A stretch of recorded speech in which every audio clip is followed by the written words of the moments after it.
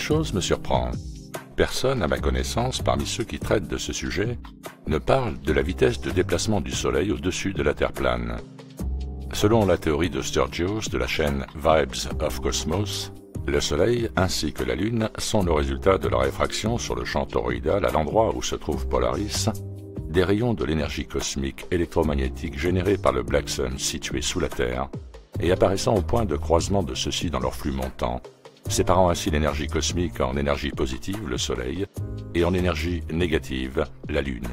Le Black Sun, selon Sturgios, est donc la centrale électromagnétique de notre univers, se déplaçant en cercle concentrique puis excentrique, dans un mouvement de va-et-vient permanent, selon une cadence très précise, ce qui crée la dynamique visible du Soleil et de la Lune, ainsi que celle de notre voûte céleste, parsemée de luminaires qui, toujours selon Sturgios, représentent en mode reflet tous les points d'énergie de la Terre en dessous.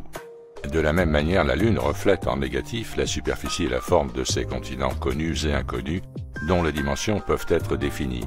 Et elles le sont dans son travail. Il y a énormément d'informations, comme par exemple l'altitude supposée du Soleil et de la Lune, entre 5500 et 6000 km, ou leur diamètre qu'il estime à 51 km.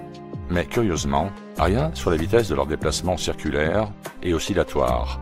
C'est curieux car il a tous les paramètres pour le faire, et le premier à prendre en compte est la circonférence des tropiques du Cancer et du Capricorne, avec au milieu celle de l'équateur. Car je pense que vous serez d'accord pour dire que, pour garantir un cycle de 24 heures, quelle que soit la latitude, le Soleil doit adapter sa vitesse de déplacement circulaire, ainsi que celle de son oscillation, qui lui permet de glisser du tropique du Cancer vers l'équateur, puis vers le tropique du Capricorne, au solstice d'été, et vice-versa, au solstice d'hiver, ceci sur une période de 365 jours. Donc en prenant les dimensions proposées par Sturgios, à savoir que le tropique du Capricorne a une circonférence de 25 000 km, que celle de l'équateur est de 20 000 km et que celle du tropique du Cancer est de 15 000 km, on divise simplement chaque circonférence par 24 heures et on obtient 1041 km/h pour le tropique du Capricorne, 833 km/h pour l'équateur et 625 km/h pour le tropique du Cancer.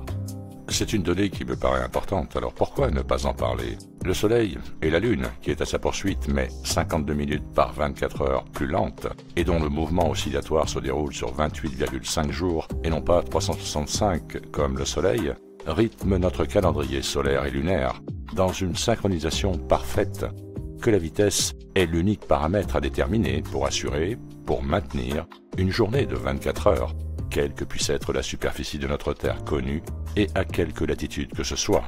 Et 24 heures, c'est l'horloge cosmique. C'est ce sur quoi l'esprit et le corps se basent, dans cette expérience humaine qui est la nôtre, pour exister dans le temps. Donc, j'en déduis que tout notre système temporel terrestre est finalement basé sur ce critère, la vitesse de déplacement du Soleil. Et si ce paramètre change, toute notre conception du décompte du temps change. Mais cela est-il même possible? Pourquoi pas? Car si l'on en revient au mouvement du Black Sun sous notre Terre, concentriques et excentriques en va-et-vient permanent, dont je parle au début, je ne peux m'empêcher de les corréler au déplacement de même nature du Soleil et de la Lune, créant ainsi les saisons.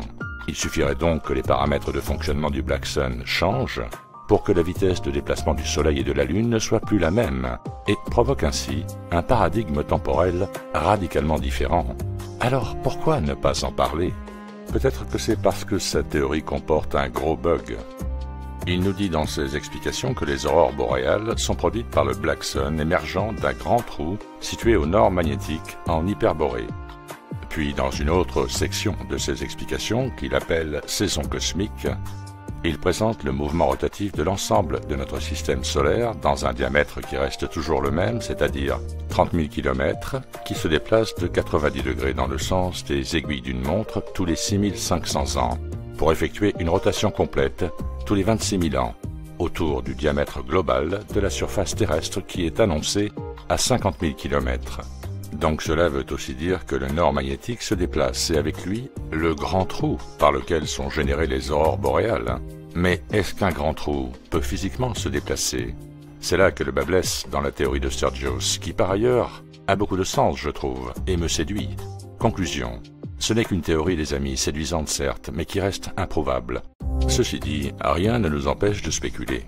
Fait-il partie de l'opposition contrôlée? Je ne peux l'affirmer, mais ce seul exemple d'incohérence flagrante me met dans le doute. Dites-moi ce que vous en pensez dans les commentaires. Merci de votre attention, portez-vous bien et à très bientôt sur ITV.